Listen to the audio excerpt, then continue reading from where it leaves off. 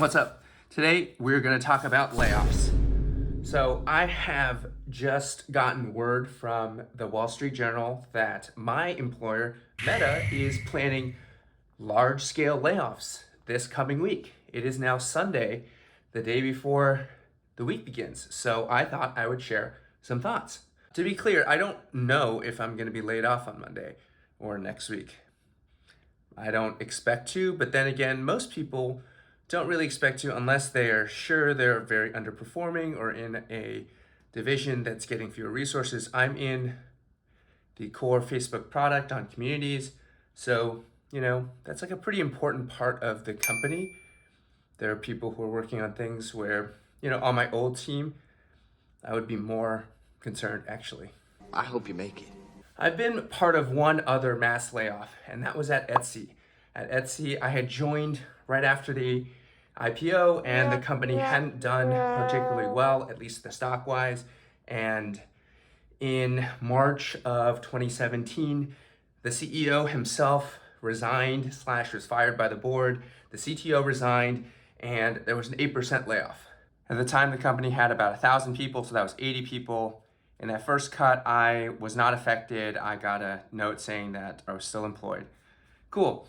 Maybe I should keep you around just to make me laugh. They had appointed a new person who was previously a board member, and he had been at American Express, he'd been at eBay, who's just sort of this much more hardcore business savvy guy, bald, had a goatee. It's like when your parents get divorced and then your mom starts dating this bad boy dude. Tony Stark was able to build this in a cave. That kind of vibe. Maybe he was a great person. I never got to interact with him personally. Josh Silverman. Josh comes in and starts putting these quote unquote ambulance projects, which meant that you had to clear the path for them to be shipped. And he was talking a lot about the vital few. We had to say no to lots of things that sounded good in order to protect those vital few priorities. Now, at the time, Etsy had grown out its seller side, the people who worked on products for the people who run shops on Etsy. And I was on the seller team, and it had grown that seller team and grown the revenue from that seller team for a long time, but it kind of ignored the buyer side of the business. And so 3 months in to this new guy's tenure, he does a second round of cuts, another 15% or so. And I was laid off in that second set because I was on the seller team. My boss had left. I'd gotten a new boss. The new boss had been kind of not really meeting with me. It wasn't really clear what I was working on, and there you go. So that made a ton of sense in retrospect. And by the way, that turnaround ended up being so successful that there's now a freaking Harvard Business School case study. Obviously, I can't talk about layoffs without also talking about Twitter's 50% layoff. I mean, that is a massive layoff. You're all fired. But at the same time, anyone who's working at Twitter sees this Elon dude wanting to buy it, then not wanting to buy it, then kind of being forced to buy it. You really have to realize that was not going to be good for your career prospects when this guy finally shows up. I mean, as you start to see it come together, you got to be aware of that. Fundamentally, I'm an entrepreneur, so I've always believed that it was important for me to be able to create opportunities for myself. But I know that not everyone thinks that way. I'm built different.